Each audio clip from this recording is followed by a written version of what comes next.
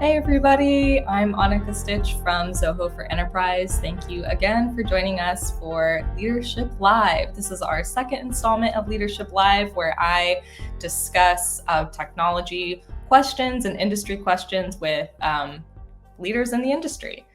Thank you again for joining us. Joining me today is Rob Zelinka, who is an innovative leader, technology strategist, and CIO of Jack Henry and Associates, which provides payment processing solutions for the financial services industry with more than 9,000 customers nationwide. Today, we're discussing a topic near and dear to Rob and now to me, which is servant leadership in the digital age. Thanks for joining me today, Rob. How are you? Oh, thanks for having me, Annika. It's great to see you. Thank you. I wanted to see if we could get started by you telling us a little bit about your experience with our topic today. Yeah, sure. It goes back to, 25 plus years ago when selfishly it was all about me. I was a young, aspiring person trying to make a career and a name for myself. And so I prioritized me. Everything I was doing was for me. And then, of course, as life transitions, you meet a human that you want to spend your life with. You decide to have a child, and that's where my life materially changed. And it became clear to me it was no longer about me, that it was now about this human being, my daughter, who changed my life in so many positive ways. And it occurred to me that the decisions I make must be in her best interest now. And yes, I'm going to make a mistake or two along the way, and I'm of course going to learn from those mistakes. But ultimately, I need to make really good decisions, and that's where servant leadership started for me. And it wasn't really until later in my career that I even knew what the concept of servant leadership was. But when I did learn about it, it came quite naturally at that point because it was everything I had been living as a husband and as a father for years up to that point.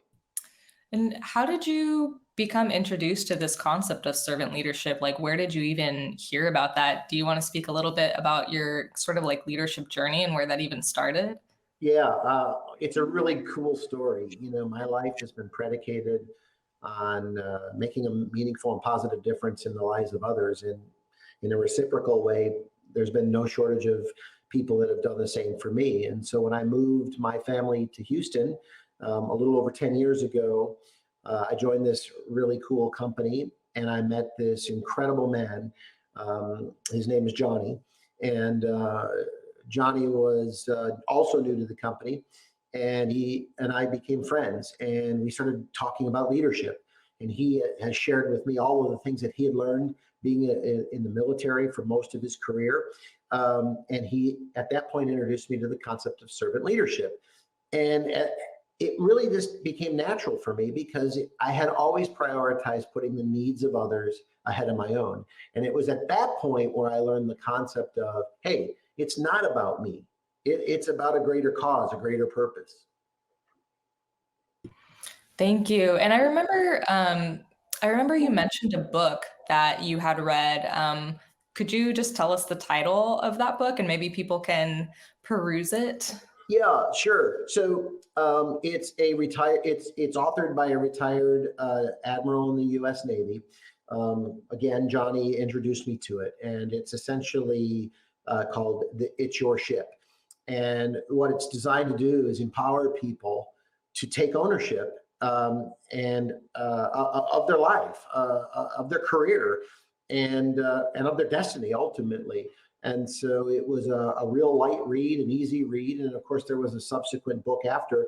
But that's how I became introduced to that particular publication. Thank you. And just the title again is called It's Your Ship. And you can find that and read it and also, maybe learn a thing or two from it about servant leadership. We have sort of like we're on our team, we're calling it our like spicy question for you, which is that we've been seeing a lot of news about Silicon Valley Bank and its collapse.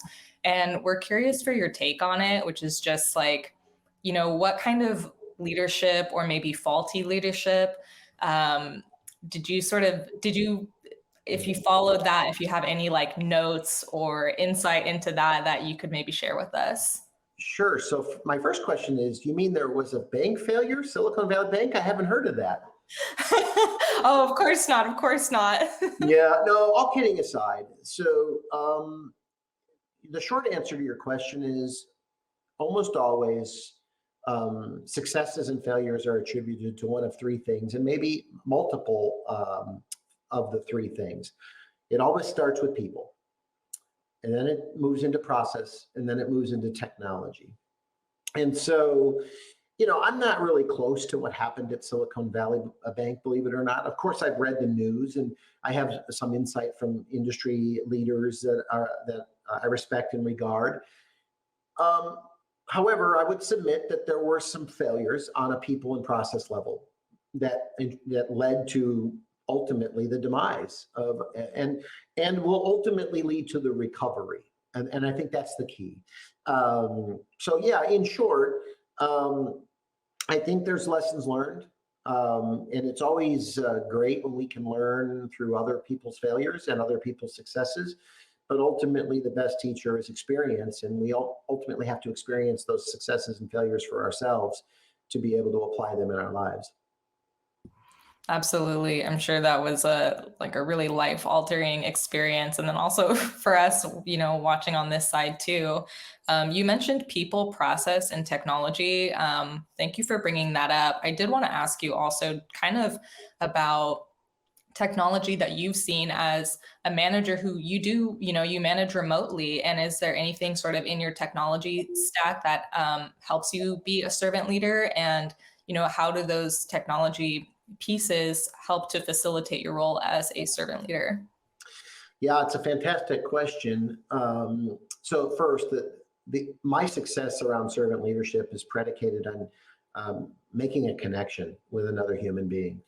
And ultimately, the best way to do that is through in-person, human-to-human interaction.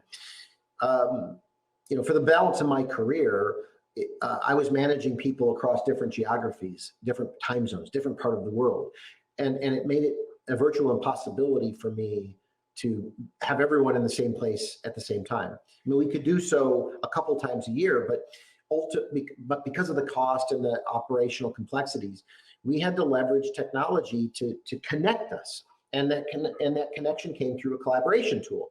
So whether that tool is, from Microsoft or Zoom or Google or any of the others that are out there, you have to work harder when everyone's remote to maintain that connection.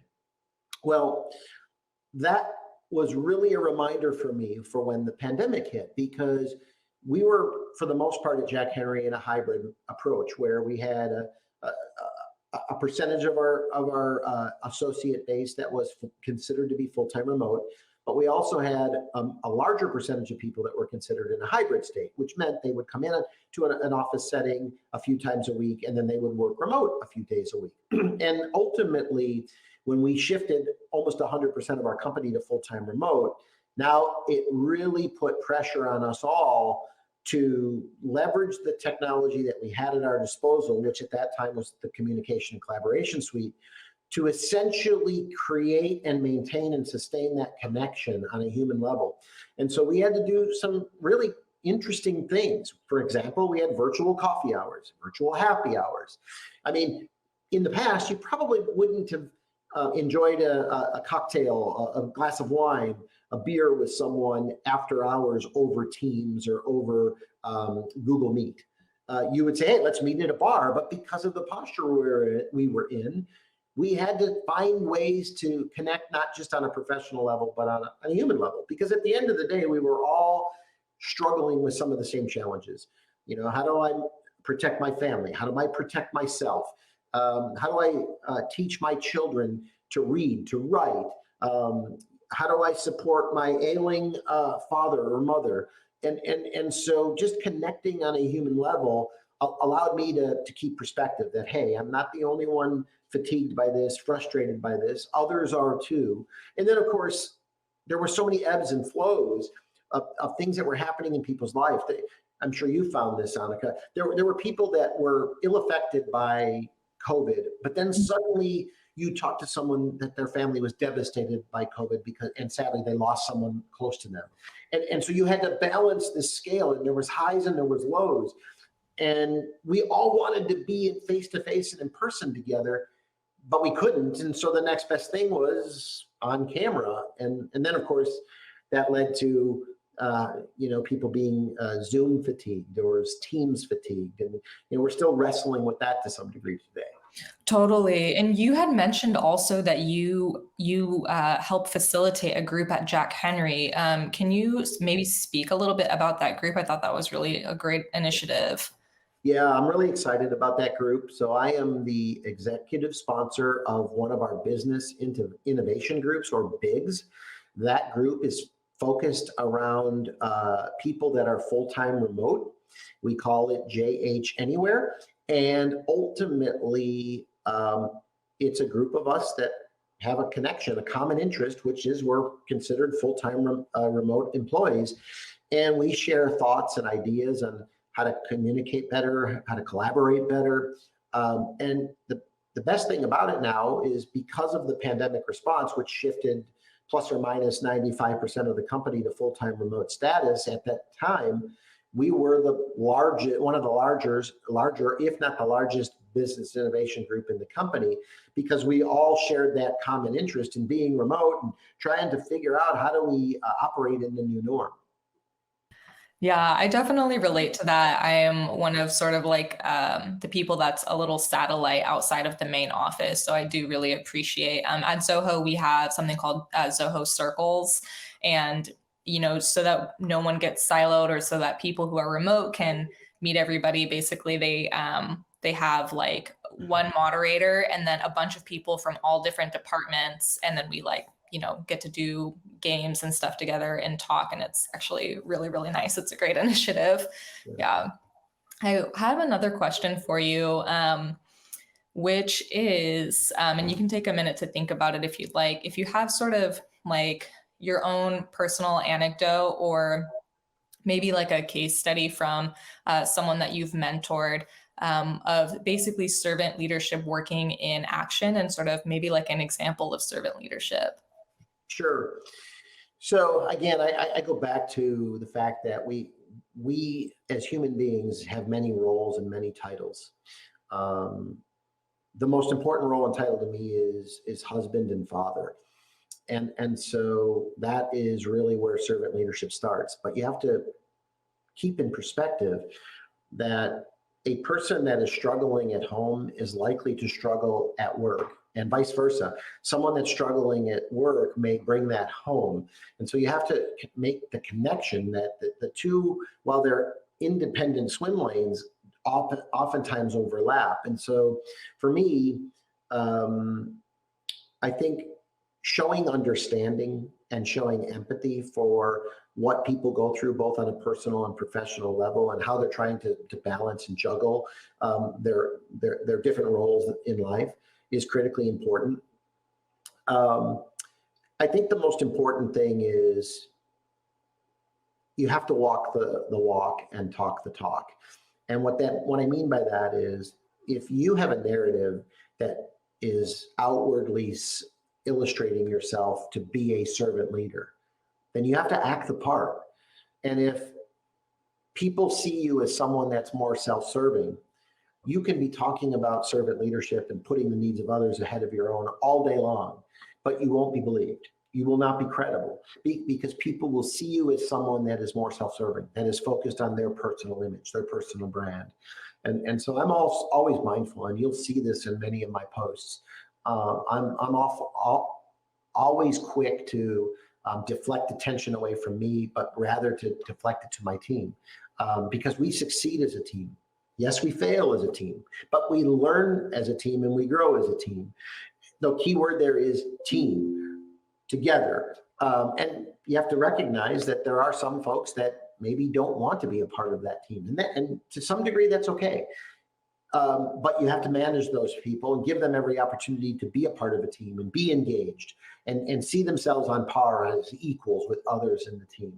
But invariably, there's times where you'll decide that maybe this person isn't struck the right structure for our team, or the right a culture fit for our team. And that's one thing that I will tell you. We never compromise at Jack Henry on culture.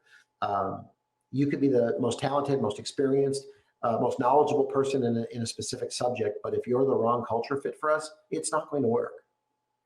Absolutely. Yeah, we see that at Zoho as well. You know, it's just kind of putting the ego aside and understanding like it's going to be more of a flat hierarchy. We are going to have input from all different levels of the organization. We actually have a comment, which is so exciting. I'm going to show this. It's from someone on LinkedIn, but he says, very true. Leadership is very much like good parenting. Do you agree with that? Yeah, I do. But let's say you don't have children. Let's say you have pets. Well, pets are considered family members. I recently lost a pet, and I thought I was going to be a rock through that whole thing, and I fell to pieces, walking away from this family member, this pet, knowing I couldn't fix what was broken, and I was devastated. And here's the hard part: I was literally an hour away from an important meeting with a customer, and so I had to collect myself and compartmentalize everything that I was dealing with to put my best foot forward for the customer. That stated, I think it's important to realize that as human beings, again, we wear multiple hats in life. We're husbands, we're fathers, we're partners, we're friends, and we all go through highs and lows in life, and being mindful of those and being there at that moment of need for someone helps to position you as a good human, and will give you the benefit of the doubt when you ask someone to do something really hard, really challenging, or maybe unpleasant, because they'll recognize that you are a caring human being.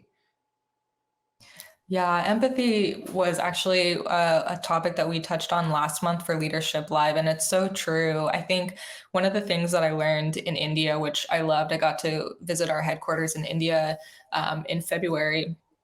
And one thing that I really appreciated is at the beginning of the meeting, everybody really takes a moment to say, hi, how are you? Like very genuinely.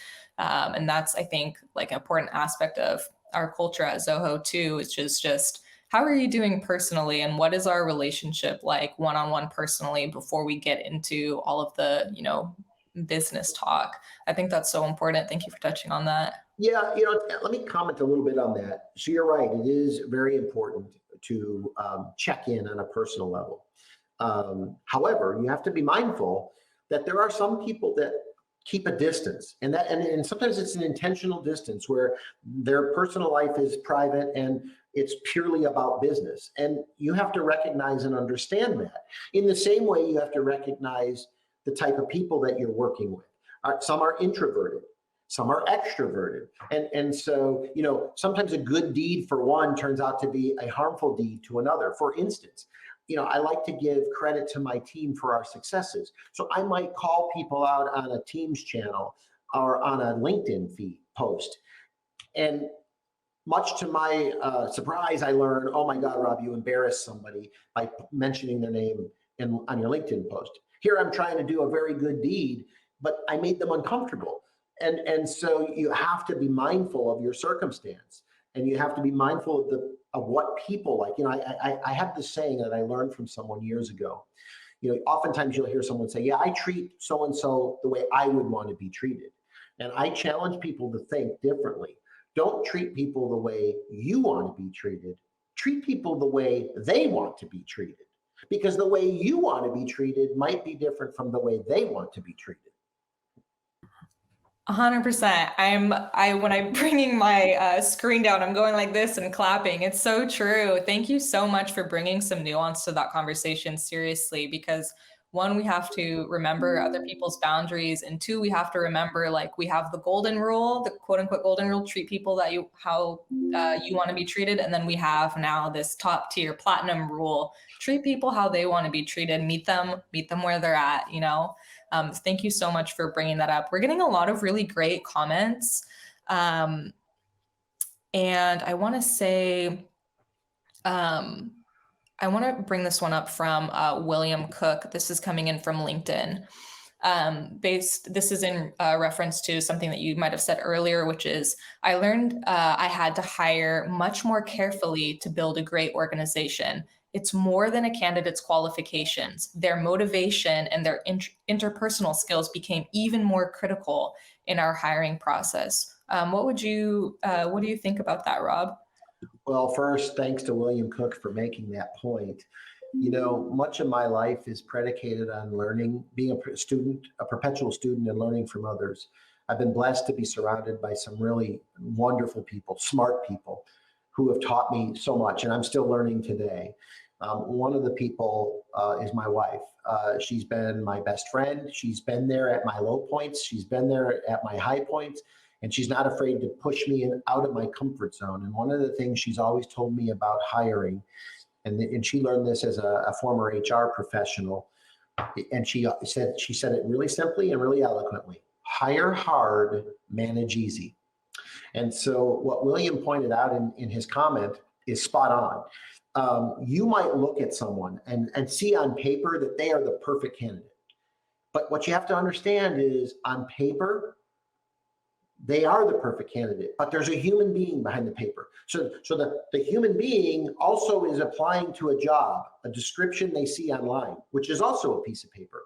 I had this happen to me recently where we were hiring someone, and I met with this person 3 or 4 times through the course of the interview process, which is rare. I usually only meet once with the person. And what I had determined was I found myself liking them less and less each time I met with them. And here's what stood out to me. They were extremely competent, probably the strongest level of competency of all candidates for the role. The challenge I fundamentally had was they really weren't interested in working for Jack Henry. They were more interested in working on our project so that they could build their resume and move on to the next big thing in life. And while I can understand and appreciate that, remember back when I said we will not compromise on culture. And so it was really evident to me that that person, while very talented, maybe at the top of their game, was just not the right fit for us culturally, and it would not have worked for either us or for the candidate. Yeah, that makes sense. And it's also a decision that affects the long term too, just like you said, maybe it works great for the first year or two, but what about after that? And it affects all levels of the organization, or at least all of the people that that candidate is, potentially interacting with. I want to also ask, just before we run out of time, first I want to say we've all seen, we're big Rob Zelinka fans at Zoho and on this team. So we all really love seeing kind of what you're doing on LinkedIn, because you do have an interest in continually learning, which is exciting to see. We always see you posting, about the new things that you're learning. And I just wanted to ask, sort of in relation to that, do you have any advice to wrap up for current leaders or leaders in the making? Yeah, I do. And thanks for asking. So one, never stop learning. The moment we stop learning is the moment we become complacent. And it's amazing. If you've ever ran marathons, or if you've ever lifted weights, it doesn't take long for your body to fall out of being in good shape. But here's the good thing. It bounces back really fast. There's this thing called muscle memory. So let's just say you stopped learning for a period of time. It's easy to start again. Your brain will start processing information and you'll get right back into it. So that's the first rule that I have. The second would be humble. As fast as you ascend, the transcend downwards is even faster sometimes. So be kind to people, be consistent, be authentic, and be present. So when you're giving people your time, give them your time, give them your attention, and you would probably want the same in return. And with that, I think those are foundationally really good things to keep you growing and relevant as your career evolves, because I promise you, over the course of your lives and your careers and lives will continue to evolve. Absolutely. Thank you. Thank you so much for that. I feel like we got so much in just a short amount of time, and it's been such a pleasure talking with you. And Thank you, everybody in the comments, for thanking Rob and thanking him for his time. And remember to follow our page for more updates. Thank you so much. Have a great day and a great week.